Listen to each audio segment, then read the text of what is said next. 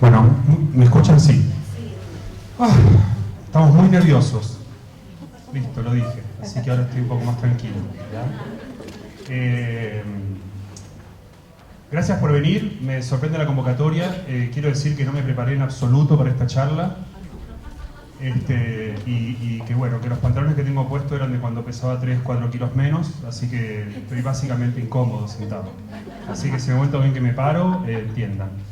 Bueno, la charla no la voy a conducir yo, la va a conducir Valeria Solís. Valeria Solís es una periodista que se me acercó ya hace como creo que 3 años.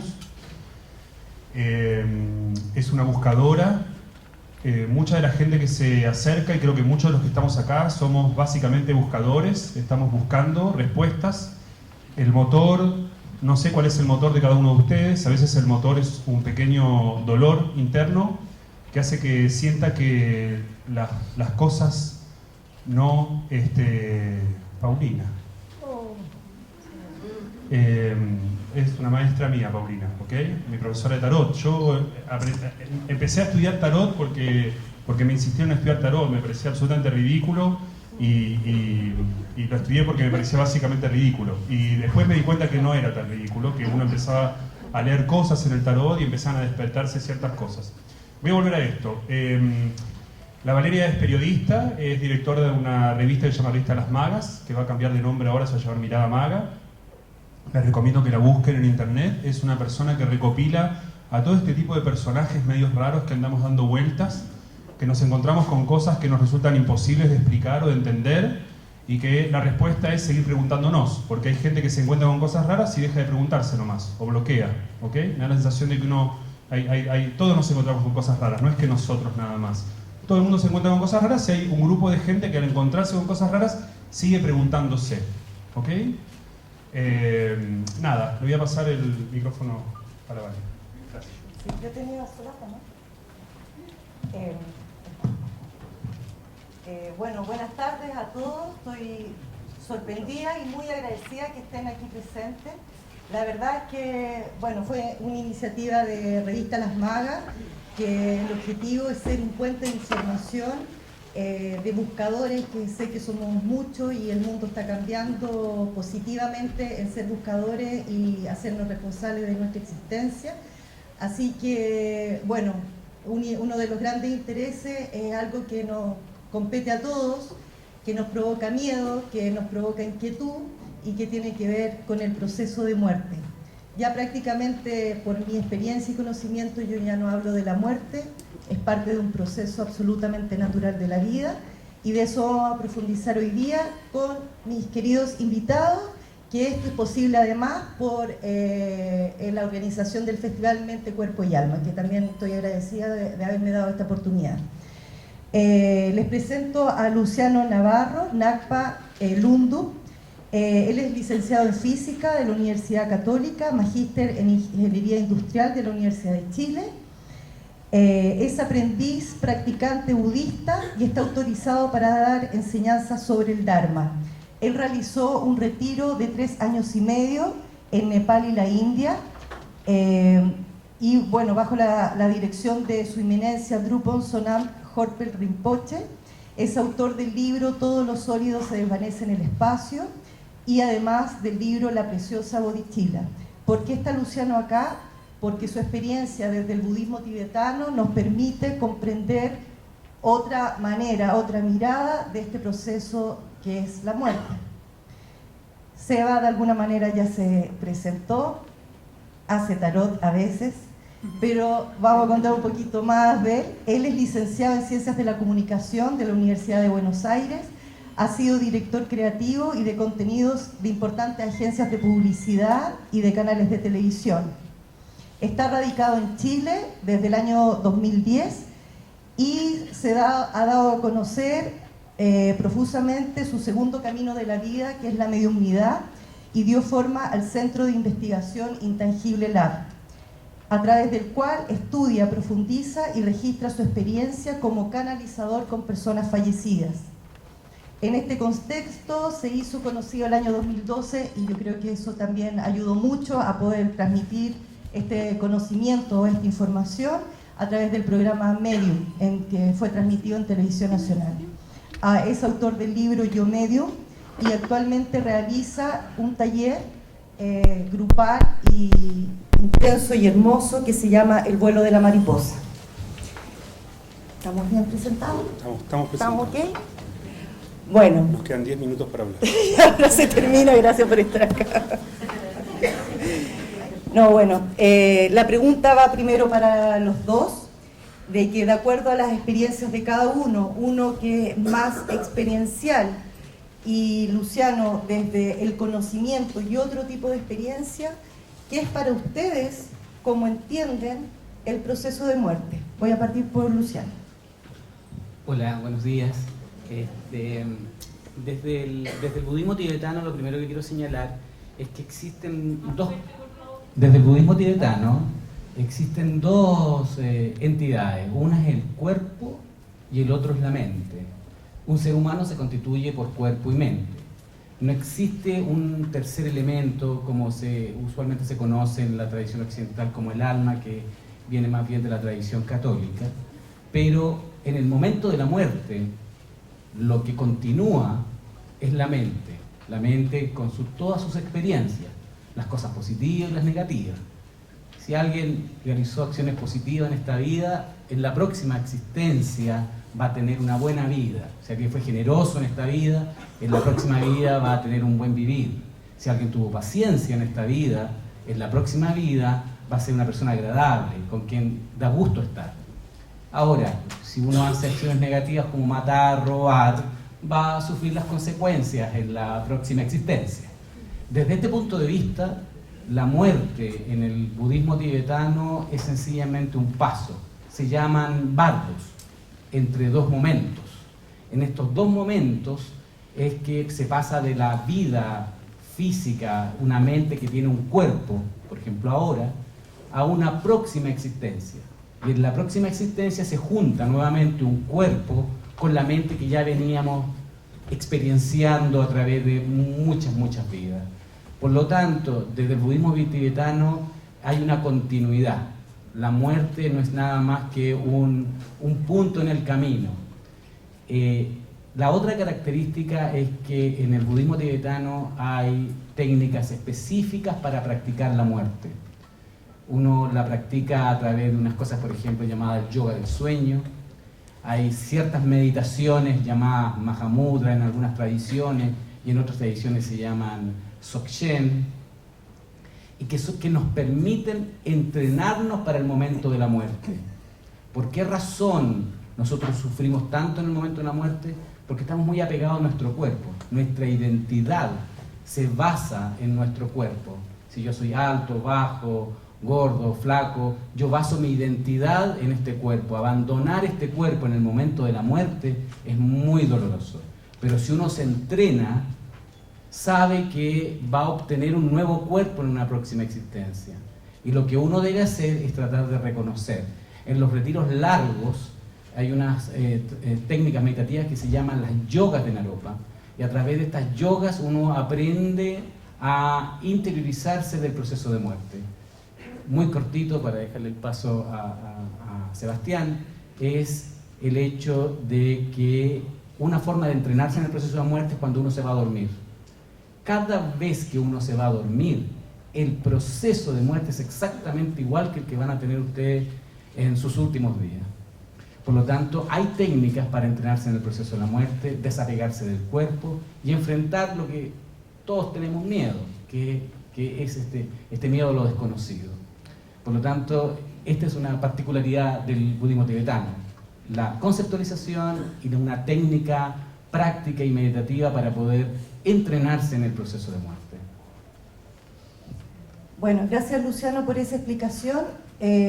Siento de que de alguna manera tu conocimiento también apela a la propia experiencia de que finalmente estamos en una especie de espiral que nacemos, morimos, en fin.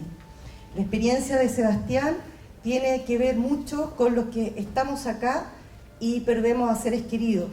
Y yo creo que una de las grandes motivaciones también de muchos comprender de qué se trata este proceso de muerte, porque cuando uno pierde a un hijo, a un padre, un hermano, el mejor amigo, en fin, siempre hay un dolor de sentimiento de pérdida. El apego queda en su máxima expresión porque uno no soporta el dolor de la pérdida.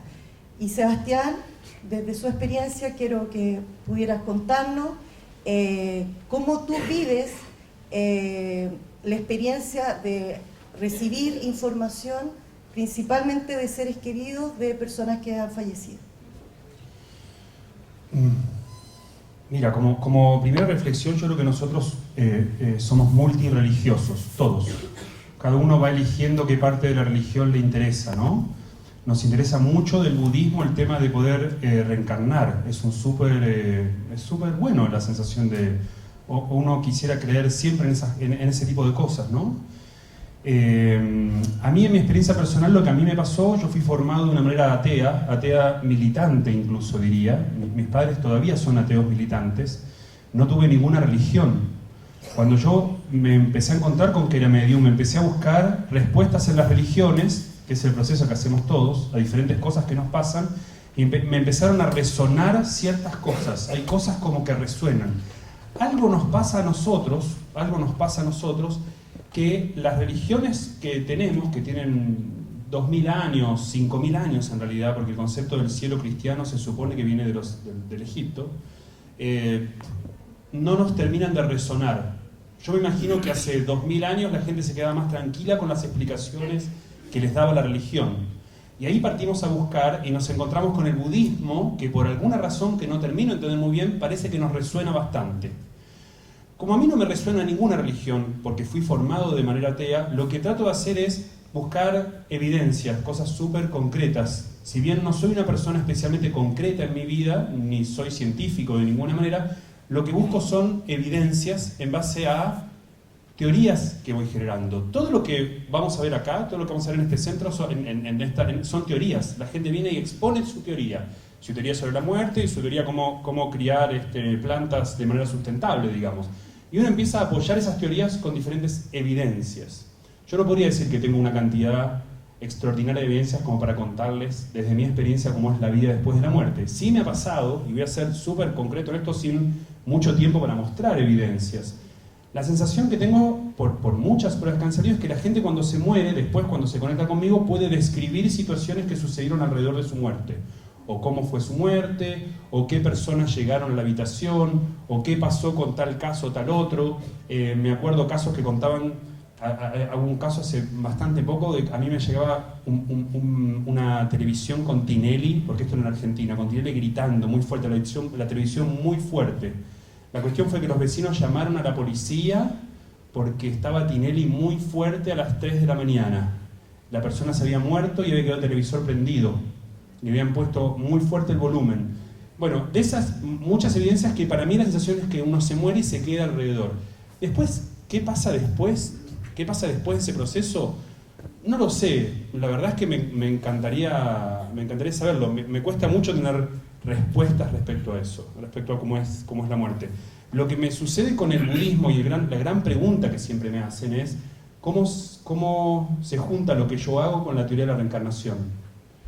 Yo tenía una respuesta para eso, pero cuando me junté con Luciano, eso a mí me gustaría preguntarte a ti. Yo estuve con budistas, los budistas meditan todo el rato, meditan. Yo estuve con maestros budistas que me han contado que han tenido experiencias con personas que han muerto. Y en el mismo budismo, me da vergüenza decirlo, pero es lo que yo leí, se describe que uno cuando se muere puede atravesar montañas, ¿no? El concepto de los fantasmas es un concepto cultural que existe desde siempre, no tiene que ver con las religiones. Siempre se ha hablado de narrativas de fantasmas. Fantasmas, los esquimales, cuando alguien se muere, los esquimales es la religión más antigua que se conoce. Cuando alguien se muere durante 20 días, no hay que nombrar a la persona que se murió para no llamarla y no hay que usar cuchillos para no cortarla por si está por ahí, ¿no? El criterio súper de que se... O sea que de los esquimales, que no sé cuánto es una religión paleolítica, miles y miles de años, coincide de alguna manera con esta sensación que yo tengo de que uno se queda alrededor. Con el budismo también coincide.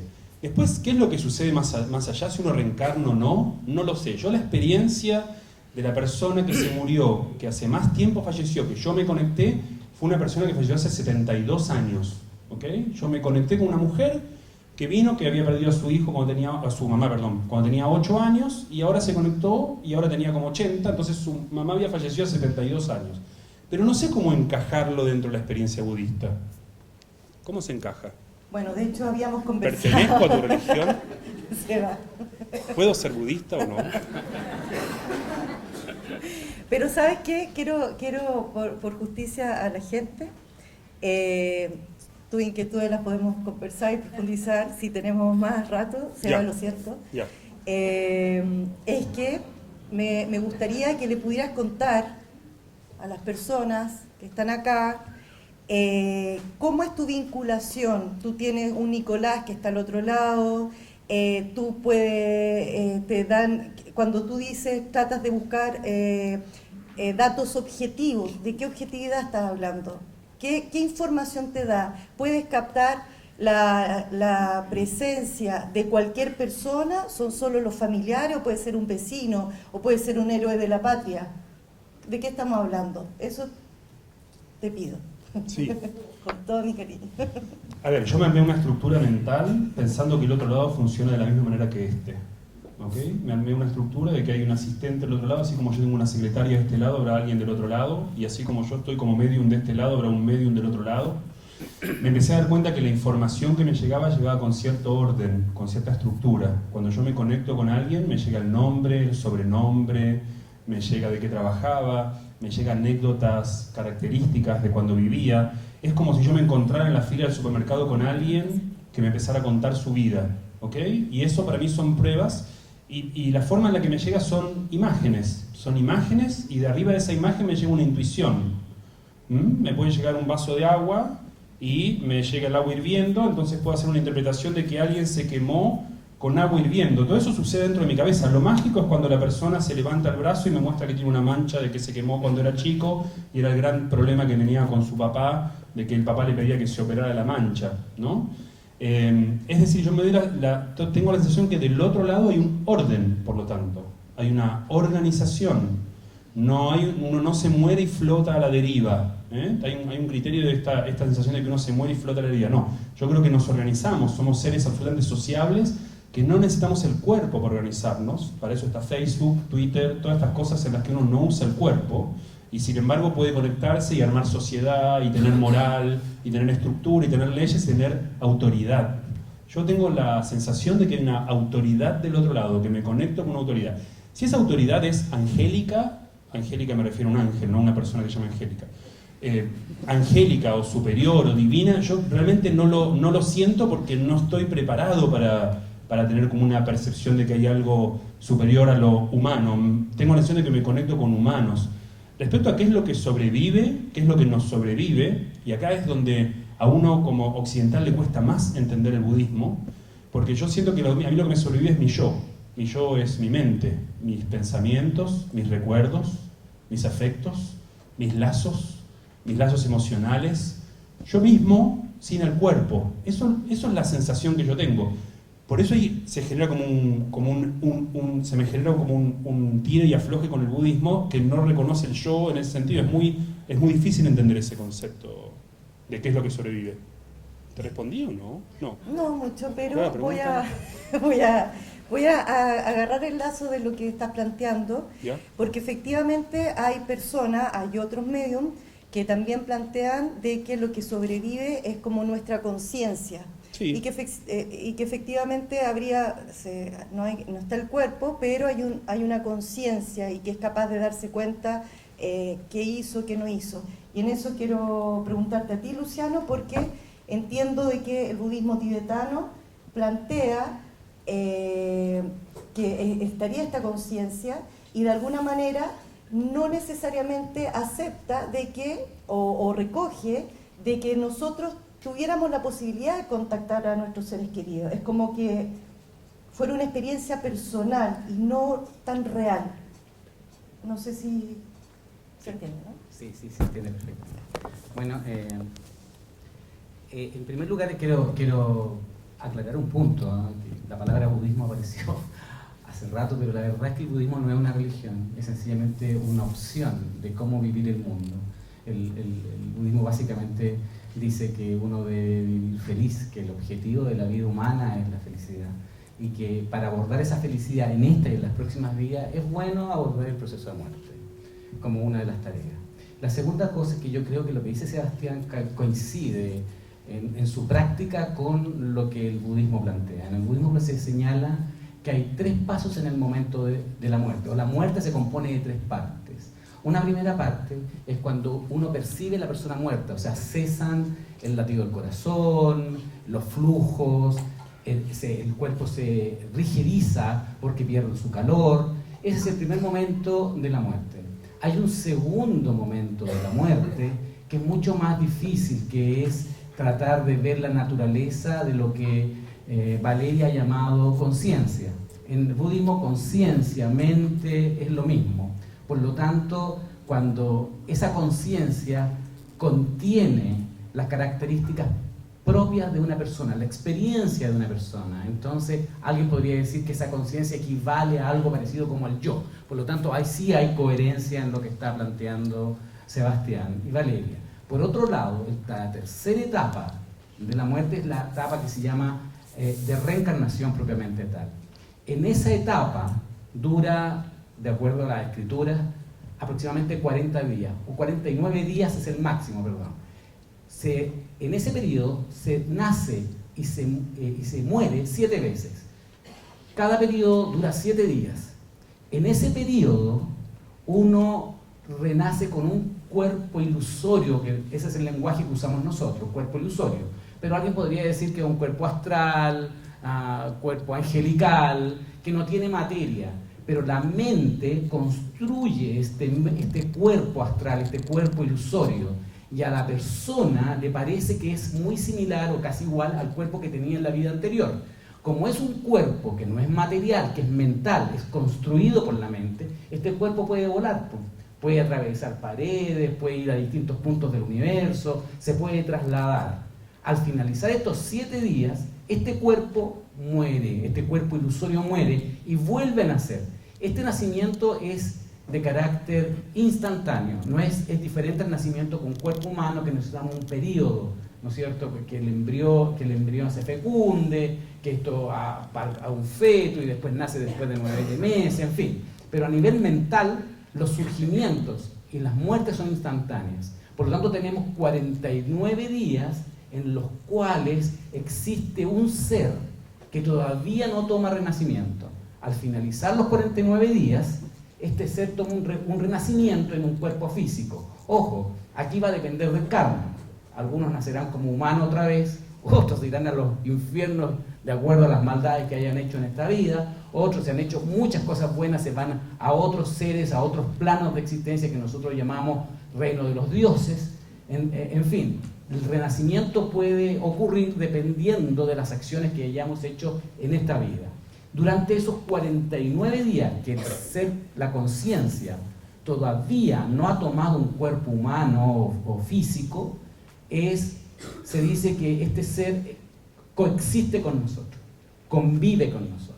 Por lo tanto, ahí hay un periodo donde el medium efectivamente puede conectarse con este ser y transmitir algo. De hecho, se dice en la tradición tibetana que cuando alguien muere, uno no debe hablar mal del muerto, porque este ser que está en este bardo, que le llamamos este bardo del renacimiento, escucha perfectamente a este ser hablando mal de él, y se puede enojar, se puede sufrir, bueno, le puede tirar las patas en la noche, en fin, pueden suceder distintos eventos que más de alguno lo habrá experimentado. Entonces, existe efectivamente un periodo en que el medium aquí en la Tierra puede conectarse con la conciencia de este ser y hacer transmisiones.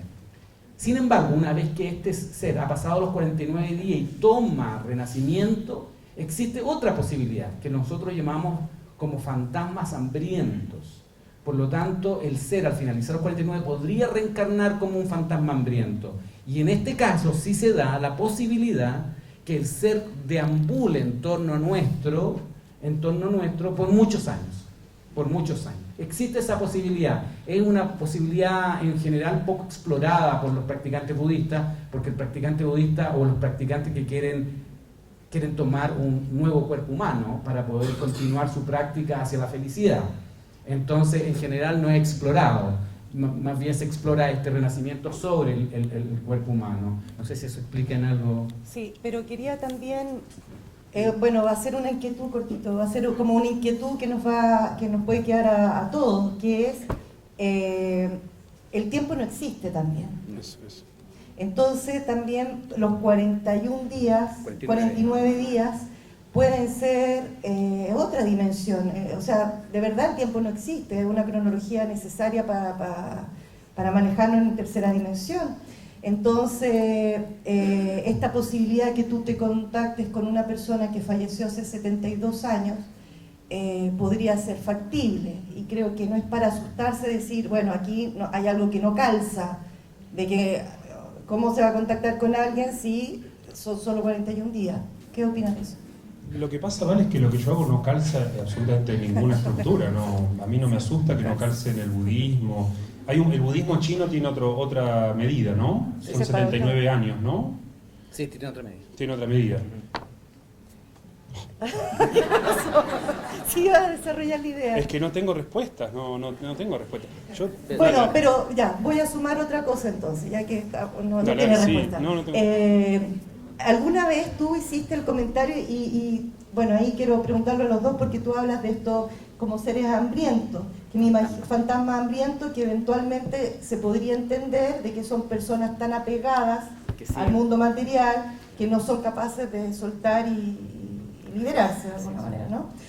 Entonces, paso a preguntarte a ti algo que alguna vez comentaste, porque lo conozco hace 3 años, que pareciera que las personas en el otro plano tuvieran personalidad, como que no existiría necesariamente ese despertar así como sublime de inmediato, de haberse dado cuenta, de iluminarse de alguna manera, sino que el que era enojón sigue enojón.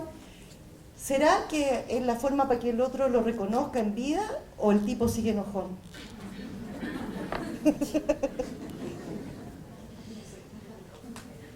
Hay un tema en todo esto que estamos haciendo en general. Cuando hay una adquisición de nuevo conocimiento, lo primero que hace la gente es buscar nuevos nombres para poner a las cosas. Esos nombres tardan mucho tiempo en cuajar, en que todos nos pongamos de acuerdo de que esa palabra significa lo mismo para todos. La palabra conciencia no solo no significa lo mismo para nosotros, sino que hay un montón de líneas de pensamiento que hablan de conciencia. El psicoanálisis, cuando empieza a hablar de psiquis y de mente, es básicamente un sinónimo de alma. Él lo empieza a usar porque la palabra alma estaba tan contaminada por las creencias que era vergonzoso que Freud empezara a usar la palabra alma, no daba. Entonces, ya de partida es muy difícil poder describir una experiencia cuando uno no tiene palabras para describir una experiencia. Yo, por ejemplo, me encontré con la palabra medium, me hice amigo de la palabra medium porque no me gustaba. Cuando alguien me dice que soy canalizador es como que, no, esa no. Y de a poco nos vamos enterando que hay un montón de palabras para definir un montón de cosas. Por lo tanto, personalidad. Personalidad, no sé, uno se encuentra con que hay personas que describen que hay 5 tipos de personalidades o que la personalidad está marcada por 7 factores diferentes. Jung hizo todo un trabajo de personalidad. Es muy difícil para mí decir qué es la personalidad porque yo soy una persona parada acá, soy otra persona solo, soy otra persona con ciertos amigos, soy otra persona... Entonces, prefiero hablar como de la esencia, hablemos de la esencia. Uno podría decir que una persona es divertida, por ejemplo, no está hablando de que su personalidad es divertida. A mí lo que me pasa cuando me conecto es que la sensación que tengo cuando uno hace un análisis de las... cuando hay una conexión mediúmnica, según mi experiencia, tiene que haber por lo menos 20 pruebas. Por lo menos, pero en general el promedio son unas 50 o 70 pruebas. O sea, una buena sesión mediúmnica es uno sale como conmovido con la cantidad de pruebas que te da el otro de que es el otro, ¿no? Si uno junta todo eso, uno podría hacer un análisis y decir, hay una personalidad que se conserva, hay un ser que se conserva. Y entiendo que la pregunta de Valeria viene en torno a esto, y es, qué difícil encajarse dentro del budismo en este sentido, porque tú lo vas a explicar mejor, pero la personalidad desaparece, digamos, ¿no? Cuando uno se muere, y uno no es que nace en otro lugar, ya estoy pasando en un terreno que no me corresponde, pero no es que uno nace en otro lugar y sigue siendo la misma persona, digamos. Según mi experiencia, o más que mi experiencia, mi análisis de mi experiencia, es que uno conserva la personalidad, junto con eso, ¿no? Junto con la mente, con la conciencia. Uno sigue siendo uno, en esencia. Ahora, hay que tener en cuenta también, es que uno no sigue siendo uno después de ciertas experiencias profundamente traumáticas o profundamente fuertes. Uno no es el mismo después de que se te muere alguien que querés mucho. Pasás a ser otra persona. La experiencia de morirse tiene que ser una experiencia tremenda para uno. Emocionalmente tiene que ser fuertísima, tiene que ser explosiva, tiene que ser traumática, para bien o para mal. Te tiene que cambiar. Yo creo que uno no puede pasar del otro lado siendo exactamente la misma persona. Para cerrar, lo que sí me queda súper claro, y en esto yo no creo que uno se muere y se transforma en un ser bondadoso, en un angelito, en un ser iluminado. Creo que eso es no estoy de acuerdo con eso, digamos. Me parece que uno se encuentra con los mismos conflictos. Por otro lado, cuando yo me conecto, la conexión dura que 40, 45 minutos, no van a estar del otro lado viniendo a quejarse, vienen maravillados y contentos. Es como cuando uno se iba, ahora ya no pasa, pero yo me acuerdo cuando era chico que te ibas de vacaciones y llamabas por teléfono y contabas que estaba todo maravilloso, por más que te hubieran engañado con el hotel, hablabas rápido, decías cosas maravillosas, cosas rápidas, con lo cual tampoco podría decir que la comunicación conmigo es suficiente para determinar cómo está la gente emocionalmente del otro lado. Bueno, eso. No te contesté de vuelta, ¿no? Sí, no importa, ya nos acostumbramos. ¿Existe la posibilidad, Luciano, de que aquí nos estamos topando con dos dimensiones? ¿O efectivamente aquí en la dimensión de la tercera dimensión que se llama, que es del mundo material, físico, se acercan? ¿O es otra dimensión? ¿Cómo lo ves tú? Bueno, un primer punto respecto a las dimensiones, pero quisiera tomar un punto que dijo Sebastián que me parece sumamente interesante, que cuando nosotros hablamos de personalidad, estamos siempre hablando de la unión de dos cosas, cuerpo y mente. Una persona que juega fútbol americano tiene una personalidad completamente distinta a un Woody Allen, ¿no es cierto? Flaquito, chiquitito y calenturiento. Pero el punto, entonces, la personalidad es la unión de ambas cosas. Cuando la conciencia muere y pasa a estos planos que hablamos de que puede crear cuerpos ilusorios, lo que queda son tendencias habituales. Por ejemplo, si una persona tiene una tendencia habitual a enojarse, lo más probable es que en su próxima reencarnación tenga la tendencia habitual a enojarse. Si una persona es bonachona en esta vida, en su próxima existencia va a tender a ser bonachona. Las personas que son generosas en esta vida, en la próxima van a ser generosas. Los que son apretados en esta vida, en la próxima también van a salir como apretados. Por lo tanto, el momento de cambiar es en el momento presente. En este momento presente podemos construir la personalidad que queremos para la próxima existencia. Y eso se trata todo de entrenamiento, el entrenamiento de los budistas, el entrenamiento de los católicos, el entrenamiento de los musulmanes, que de alguna manera se entrenan en generar aquella personalidad que desean tener. Efectivamente, coincido con Sebastián, aquí por el puro hecho de morir uno no renace como santo ni renace como demonio. Va a depender de las tendencias que uno haya tenido. Personas que han tenido una tendencia a matar, si se dan las circunstancias en la próxima vida, pueden llegar a ser dictadores, asesinos, cómplices, en fin, muchas variantes. Va a depender de eso. Entonces el momento de cambiar es el momento presente. Con respecto a los planos, bueno, en realidad nuestro plano de existencia actual son 4 variables, es tridimensional, más el tiempo. No es lo mismo decir lo que estoy diciendo yo ahora que haberlo dicho hace 5 años atrás o en el futuro. Tenemos como 4 variables en nuestro plano de existencia actual. Pero efectivamente tenemos distintos planos de existencia. El plano de los fantasmas hambrientos, de los seres infernales y de los dioses son planos de existencia distintos. Experimentan de manera distinta, ven el mundo de manera distinta. Un ejemplo clásico es, por ejemplo, que para nosotros un agua clara, cristalina, que viene de un río de la cordillera, es un placer. Nos acercamos al agua y la bebemos con mucho gusto y placer. Pero para un fantasma hambriento, el agua corresponde a pus, corresponde a algo totalmente desagradable. La misma agua la experimentamos de manera distinta dependiendo del plano de existencia. Por lo tanto, estando en el reino de los dioses, por ejemplo, todo es placer, no hay sufrimiento allí. Pero si uno va a los infiernos, basta con que uno se corte, le duela una uña y es un terrible sufrimiento. Por lo tanto, los planos de existencia, que en el budismo sí existen, digamos, sí se manifiestan mentalmente, tienen distintas consecuencias sobre la personalidad. Uno actúa de manera distinta. Entonces, efectivamente, existen planos diferentes de existencia. Depende de las acciones o karma que le decimos nosotros que hayamos realizado en esta vida o en vidas anteriores, cómo estos se van a manifestar en una vida posterior. Sebastián, de acuerdo a tu experiencia también, hablábamos al principio de la inquietud de qué pasa con nuestros seres queridos. Alguna vez tú me decías en una entrevista, ellos siempre están. ¿Cuál es tu experiencia? Efectivamente, esa madre, ese hermano se hace presente si uno les hablara así como al aire. ¿Cómo lo ves tú? ¿O aparece porque sabe que va a haber un intermediario como un medium para poder comunicarse? ¿O uno podría eventualmente comunicarse libremente? Sí. A ver, yo la vez pasada sacamos el cálculo más o menos de haber hecho unas 3.000 sesiones.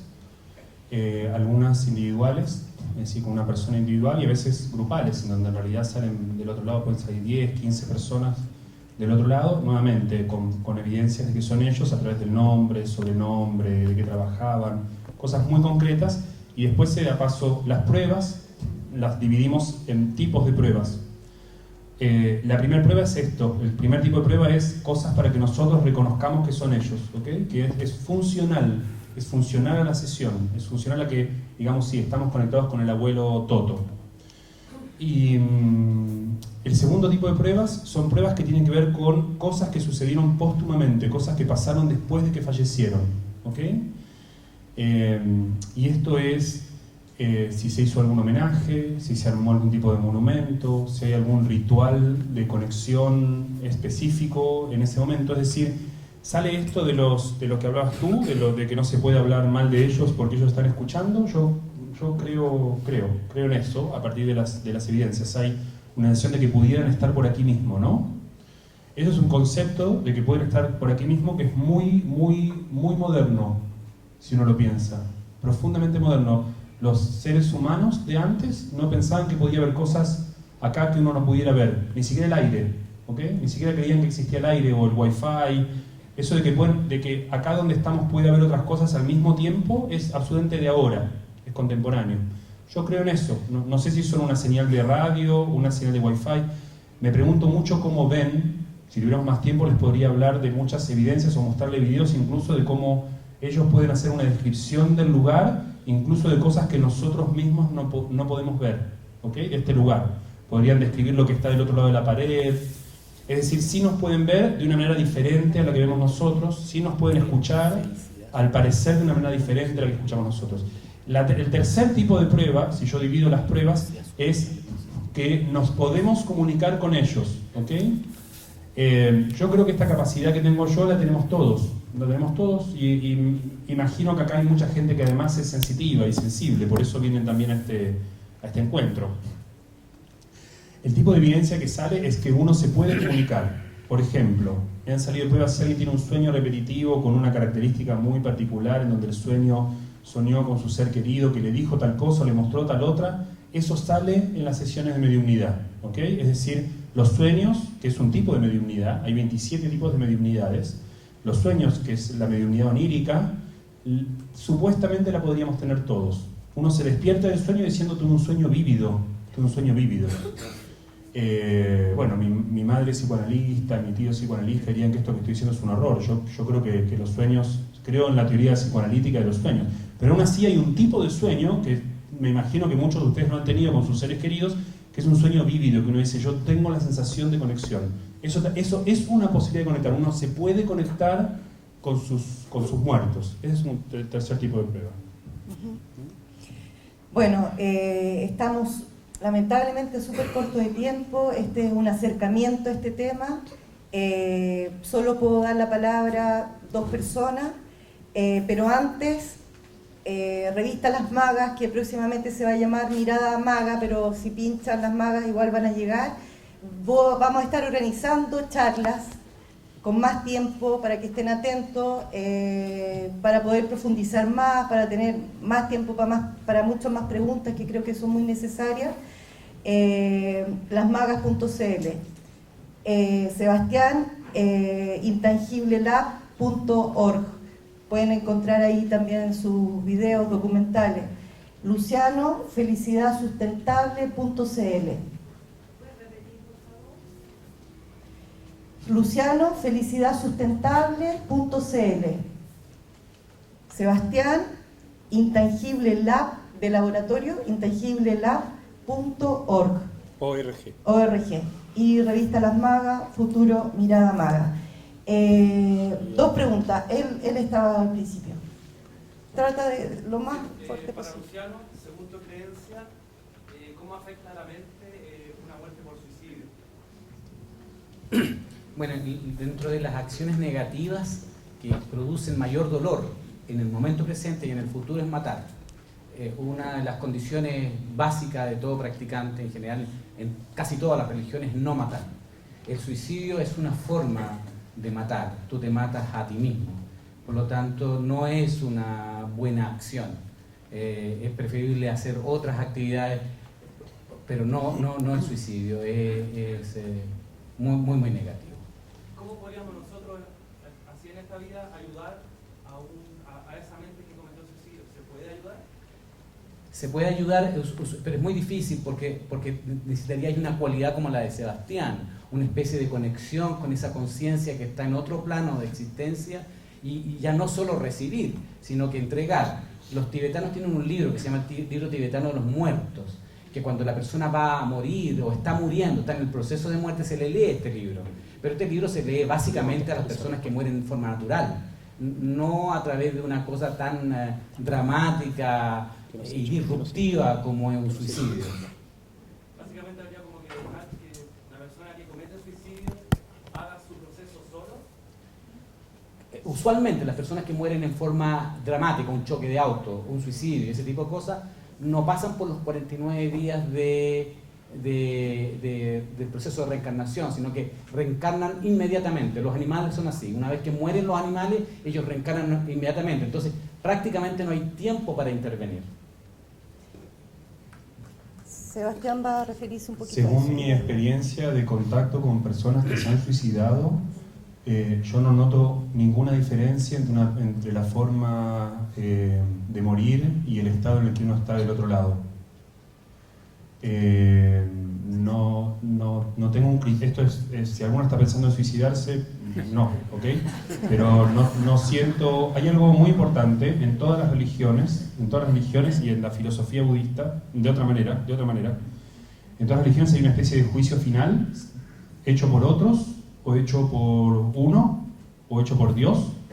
Yo nunca tuve ninguna evidencia de que exista un juicio final, ¿ok? Nunca he tenido ninguna evidencia de que un suicida sea castigado o que esté en un peor estado. El espiritismo, que no es lo que yo hago, el espiritismo es una religión sincrética, sí opina que si uno se suicida, queda en un espacio en el que hay que ayudarlo, ir hacia la luz. Esa no es mi experiencia. He hecho contacto con muchísimas personas que se han suicidado y nunca por supuesto, que me dicen estoy arrepentido, o dejé la escoba, o nunca imaginé que tanto lío por matarse. Pero sí creo que no hay un castigo del otro lado. Es lo que yo pienso.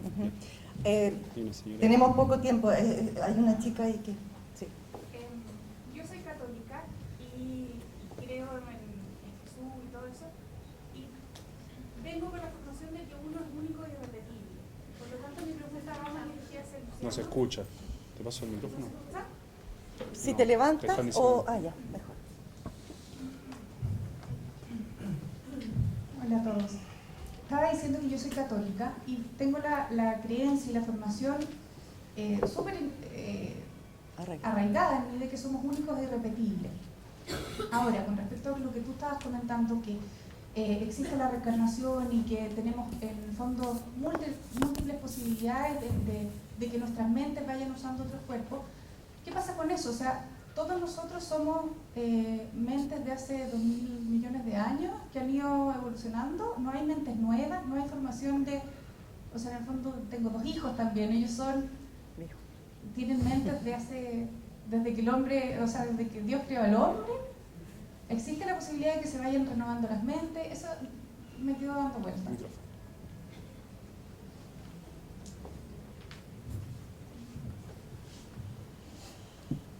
Bueno, en primer lugar te quería señalar que la posición de los budistas es que todas las religiones son válidas, todos son caminos válidos. Es mejor tener un jardín que tenga distintos tipos de flores que un jardín que tenga una sola.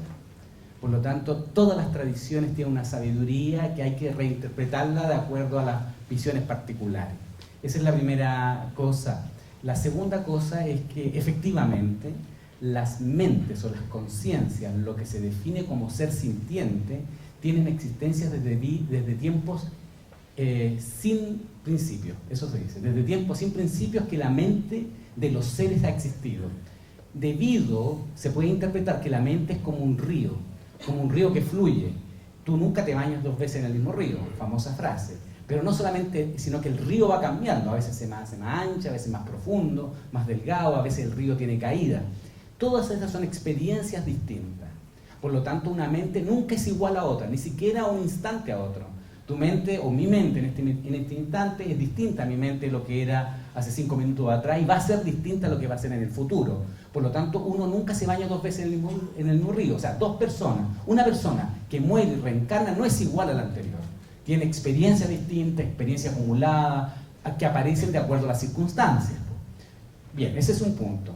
El otro punto, muy, muy importante que tú tocas con el tema de los hijos, es que desde el budismo, yo creo que todas las religiones, y hoy día es algo bastante asumido, que estamos todos conectados, absolutamente todos conectados.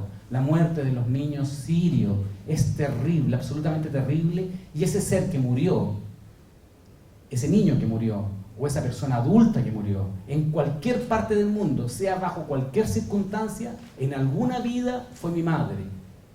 Y la conexión que uno tiene con los seres, desde la perspectiva desde el budismo, es que los seres, todos, en alguna existencia han sido mis madres. Y por lo tanto uno debe respetarlos a todos, porque mi madre no solamente me dio la vida, sino que además me alimentó, me educó, me cuidó. Entonces, desde ese punto de vista yo estoy conectado no solamente con los seres de los planos de los infiernos, sino que yo estoy conectado con los seres de los dioses, con todo el respeto. Yo estoy conectado en nuestra historia presente, no solo con los grandes próceres, sino que también estoy conectado, desgraciado afortunadamente, también con los grandes dictadores. Todos estamos conectados, de alguna manera. Por lo tanto, toda vida es preciosa. Desde tu punto de vista, todos cambiamos. Nuestra mente no es única, no es que no haya cambio, cambia. Y se va adecuando y adquiriendo experiencia a medida que ésta transcurre en los distintos planos de existencia. Bueno, estoy profundamente, lamentablemente no hay más espacio, estoy profundamente agradecida de la presencia de ustedes, la participación de Sebastián Lía, de Luciano Lundus, del Festival Mente, Cuerpo y Alma que nos dieron este espacio, a través desde el 14 de septiembre va a estar la revista Mirada Maga, ahí saldrá esta charla, vamos a tener información de futuras charlas que podamos realizar en otros lugares, todo tipo de información que tiene que ver con crecimiento personal, con cultura, con arte. La idea es ser seres holísticos, lo más completo, y nada más que decir que 1.000.000 de gracias por haber estado aquí.